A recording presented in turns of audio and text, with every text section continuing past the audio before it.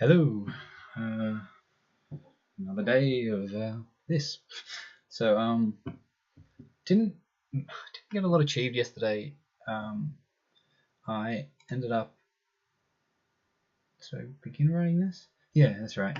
So I got nothing done on my crowdfunding, but I accidentally started writing an article that I think is one of the important ones for me to write.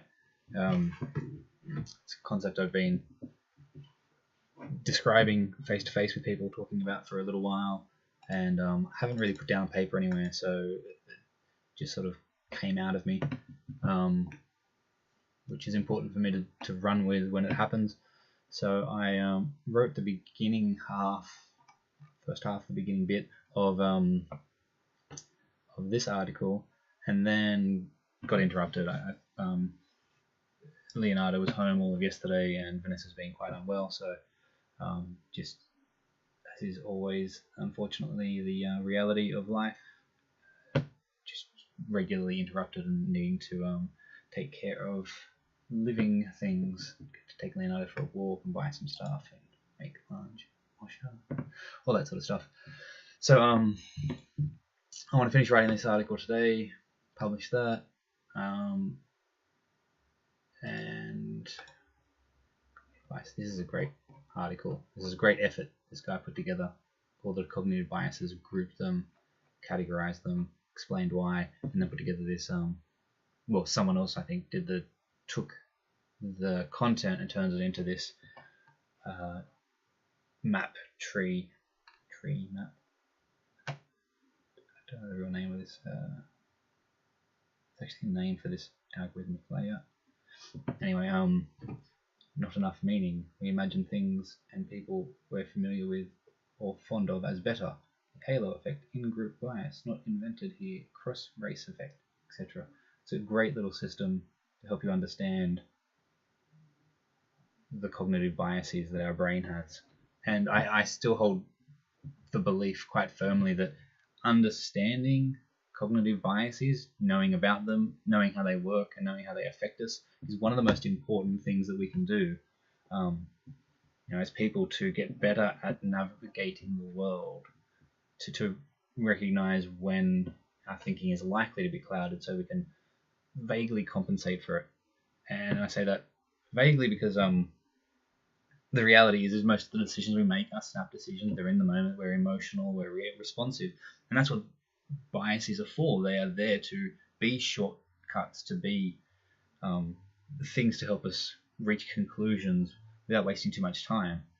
But when we are making decisions about things that are important and we have the time to think about them, that's when we have the opportunity to override those biases and try to ameliorate, to compensate for them, to check that we aren't falling for fallacious biases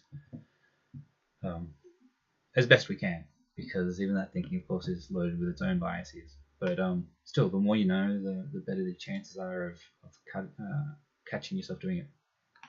I'm referring to the principle of charity in this article because it's also what I believe one of the most important philosophical concepts there is when it comes to using discussion and argument to try to understand, to try and reach accurate conclusions. The principle of charity is basically assuming that the person you're discussing with, the person you're disagreeing with and debating with, assume that they are a well-intentioned, rational person trying to reach the same objective as you are. And so when they make a mistake in their structuring of their argument, or they slip up in some way, you don't go, "Ha, you're wrong," and you pound on them and win. Instead of that, it's like, okay, then you said this and that doesn't make sense, but I think if you put it this way, it could make sense. Is that what you meant? And you say the objective is it's basically the opposite of a straw man. Now, there's another term called steel manning, which is, very clearly meant to be the opposite of a straw man. And if anyone doesn't know, a straw man is, of course, when you create a false version of someone else's argument, a weak version, so that you then can destroy that weak argument and make it look like you have beaten them and their argument, when in fact you haven't. You've beaten straw man version of it. You've beaten a fake, weak, non-existent version. And so basically all of these things, steel manning, straw manning, and the principle of charity, which the subtle difference I think between steel manning and principle of charity is steel manning goes and says, no, what you meant to say is this. This is your strongest argument. Your argument that you're presenting is crap. And here's the thing. Of course, people that use steel manning don't think of it that way, but I worry that it can be used that way as a condescending tool to treat others like they aren't as smart as you. So you argue on their behalf. They're that bad at it. Whereas principle of charity, I think, is sort of just it's a nicer sounding version of it. It's charitable. It's trying to help. It's going into a debate with another person, attempting with the idea that it's a process of teamwork to help understand each other's position as best you can, so that you are both working towards the common goal of figuring out what is actually real. And so, in any case, both of them, I think, straw manning, steel manning, and principle of charity all get to the fact that deciding is a debate about beating the other people and winning the argument, and you get these imaginary ego points that make you feel better, or is the objective of a debate to use two brains to work together to get closer to the truth. So I'd say it's an important philosophical concept, because in philosophy the objective is to get as close to the truth as possible, to become less wrong over time. So the principle of charity, I think, is a crucial part of the dialectic structure in philosophy to get to the truth. If you're not using the principle of charity, if you are straw manning, and if you are just trying to win the argument, then you're not concerned with the truth. You're just on an ego trip and wasting everyone's time. Saying that, I do it. Everyone does it. We are egomaniacs. We fight for our beliefs because they feel existentially crucial to us, and so we have emotional responses that are consequences of our cognitive biases and our evolutionary past. So again, as with science and philosophy and all the things around that, these are ideals that we have figured out over time make sense and work when applied, and we try and hold ourselves to those ideals even if we regularly fail. So anyway, there's a little overview of principle of charity. That's all coming in the article. Now, what else is happening? That's just that over there. That's pretty much it. I've got to keep working on my crowdfunding, but I made a Facebook post to everyone updating where I'm at and pre-warning them that I'll be doing the crowdfunding soon. Publishing more articles.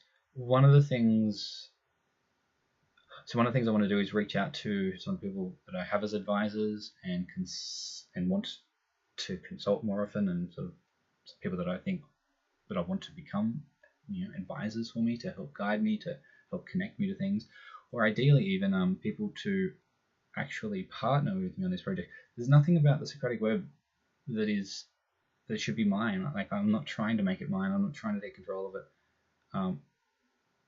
And I need more partners. I need to work with other people on it.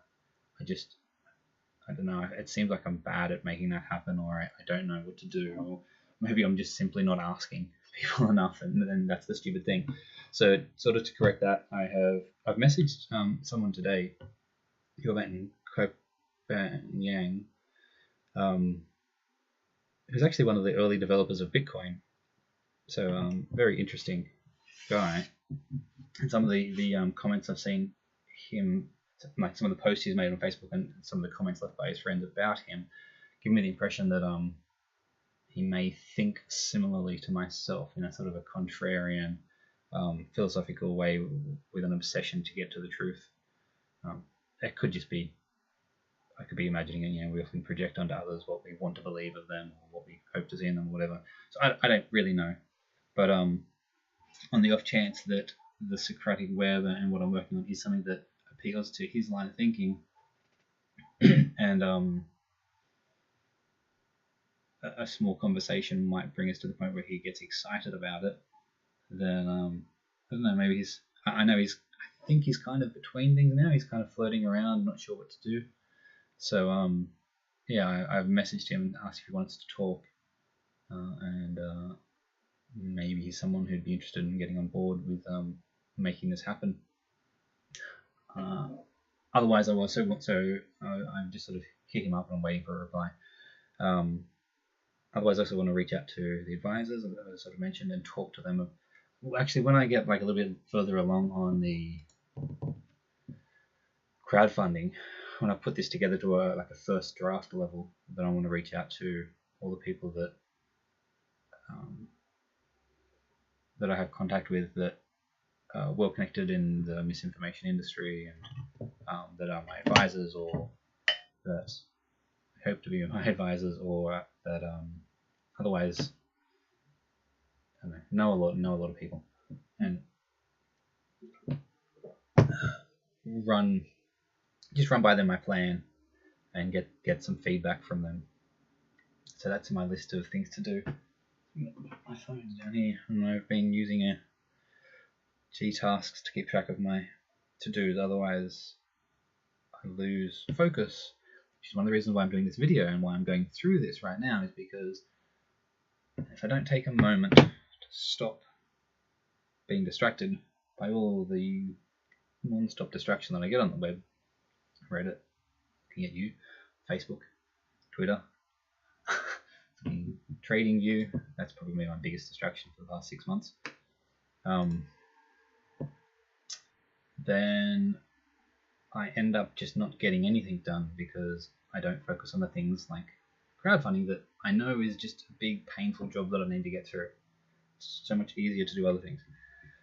So by making these videos, it gives me time to pause and to stop being distracted and to really think about and talk out loud what matters. And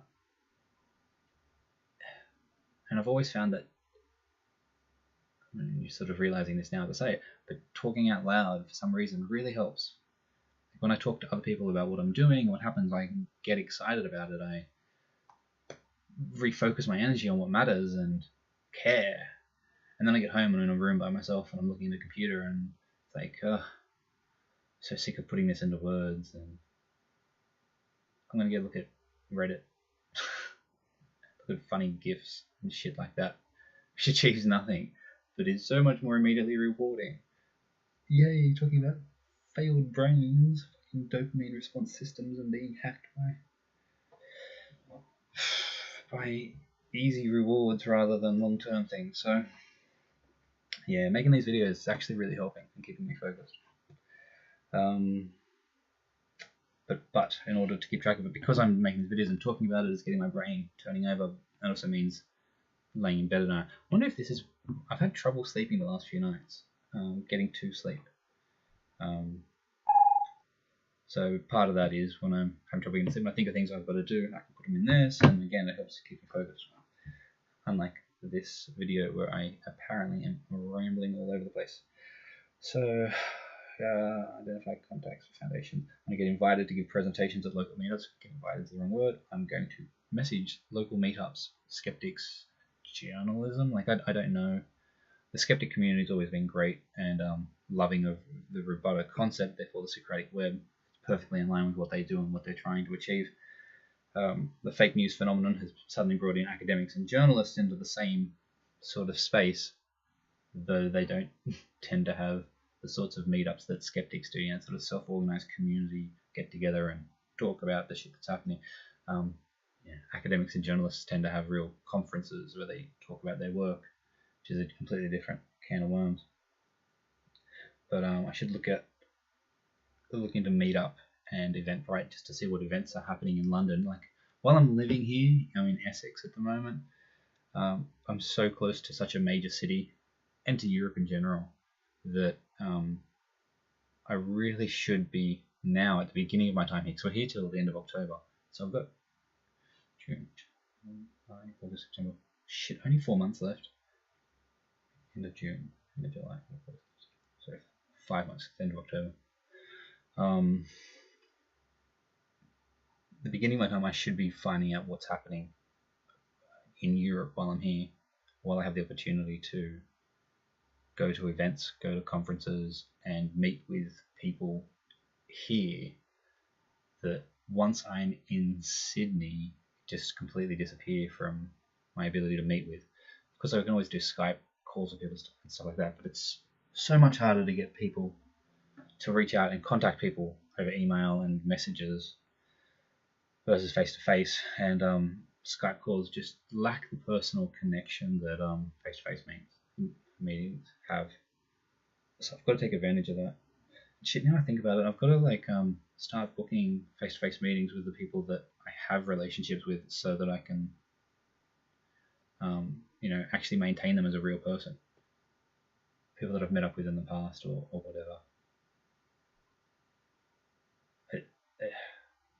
It's kind of, I feel resistance to doing that, because where I live, getting into just London alone costs about £20 to get in and back, which is, it's like $30 plus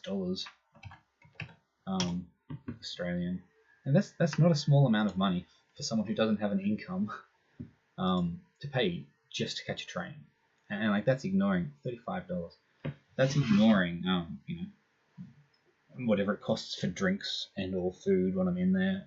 And if I go in, I may as well stay in for a day and a night. And of course, that's also putting extra burden on Vanessa with Leonardo and all those things.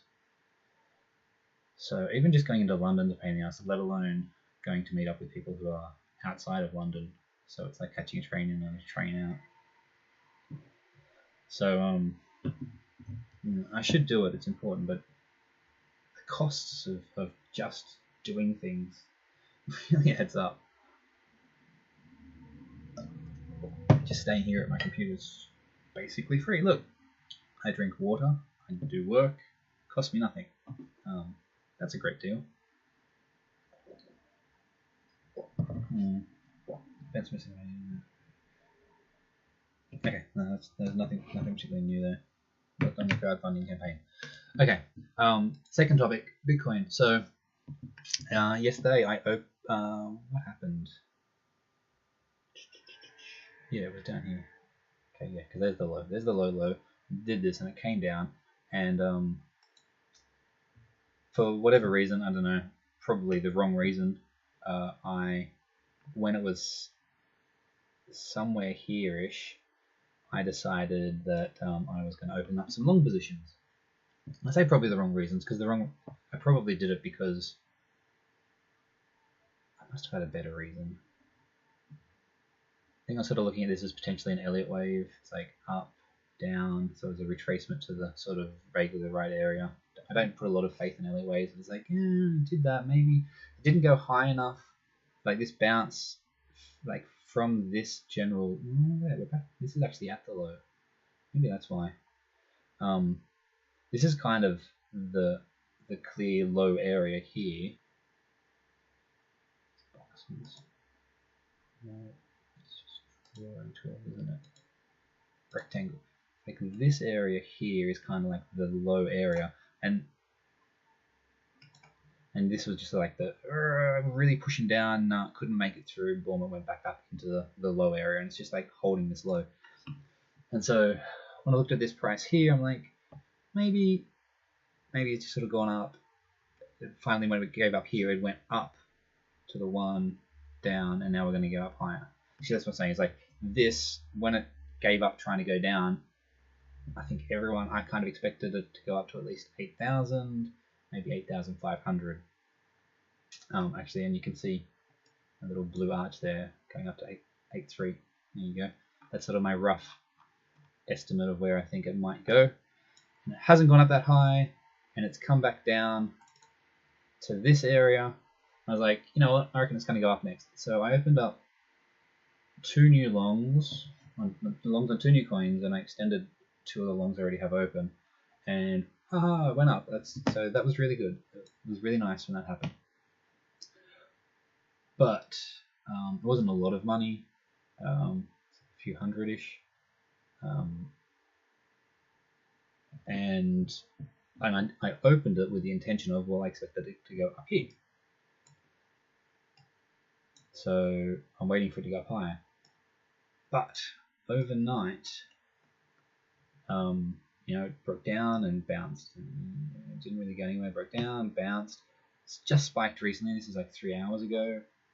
And now it's like broke down, bounced, trying to go down, and then we're at the bottom, and I'm not seeing any reason for it to go up.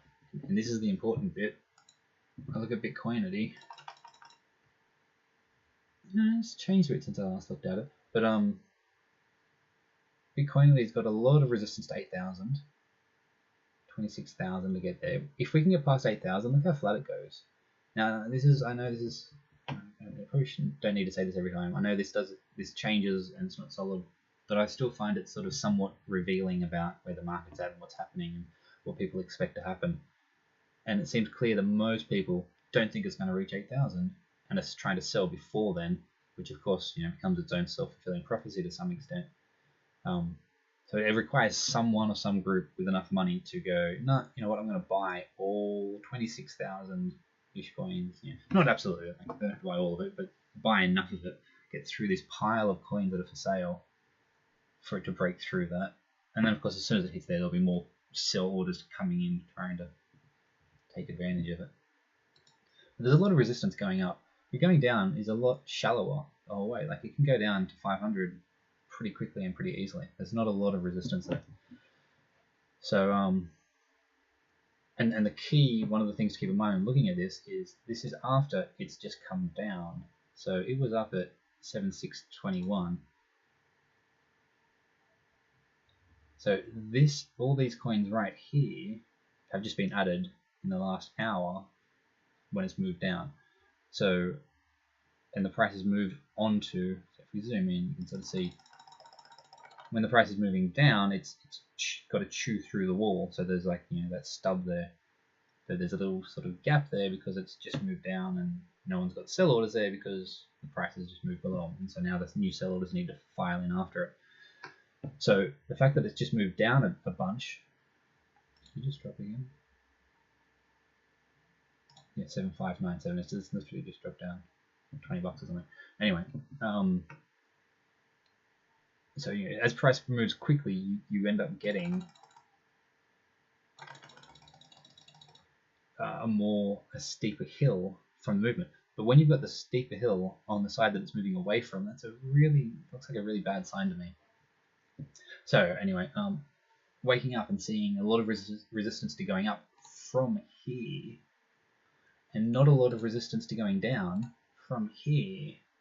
I'm having trouble having any confidence in the idea that it's going to go up further. So that's making me feel uncertain about all my longs. And one of them is in IOTA, which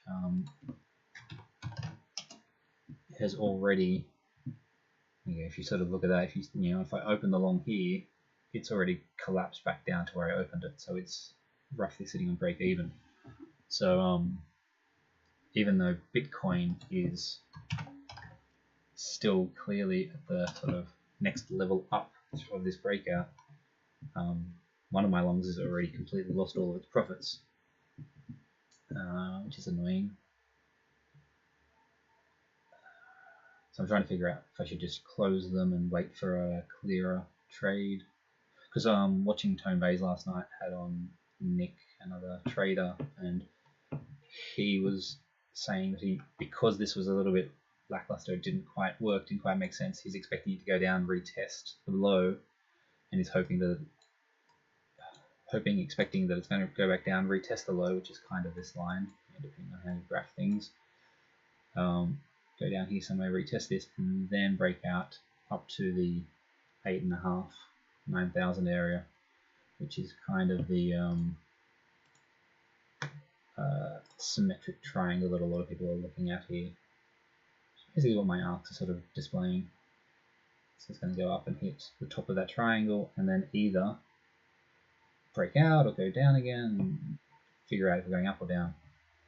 But he seems to think that going down and retesting the bottom of it before going up is going to give it a lot more strength and confidence in the upward movement than if it tried to go up here with the weak sort of volume and determination that it seems to have.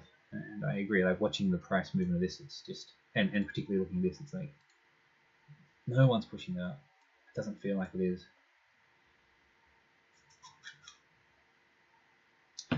Okay, that's my chart analysis. I might go I've acted on it a little bit already. I might go and do some more, and then I can get on with finishing this article. Publish that. Do that. That's it. That's my job for the day. Okay. That's it. Oh yeah. I was talking to mentors and talking to people to get them on board with Socratic Web. One of the other things that I want to happen is have guests on this. So either a combination of just having friends call in on Get a Room is a service that I use, but basically a video chat. Just use getaroom.io Shane Greenup. And so this is a simple way to do it, is anyone else that goes to that URL will be in the room. It won't let me while I'm using it here because the camera's already in use. That's okay, they can't see me, but I'll be able to see them. Yeah, okay. I don't know if Get a Room's the best solution to this, but whatever, Google Hangouts, Skype, and we could have a video call while I record it and talk about interesting things, because I am interested in lots of interesting things and I have lots of friends that are incredibly bloody interesting, and I know people that do interesting things, so over time I think the ability to have interviews and things like that could be a fun addition to this, slowly turning this simple personal process to help me focus and be productive into something that's more than that. So turning it from being personally productive into interesting for other people, and thus its own vlog or podcast show, whatever that may end up being. It's kind of hard for me to, like, because I'm working on the Socratic Web, the obvious topic would be misinformation and that stuff. Like skepticism, another skepticism podcast, be one of the other 100 that none of which actually make any money or struggle to survive anyway. Not that I'm doing it to make money, but it's funny. Just skepticism and rationality and critical thinking are not topics that are ever going to be popular or mainstream or successful in any way other than loved by a very small population of nerds. And that's sad. I hate that. It would be nice if more people cared about the quality of thinking and accuracy of facts.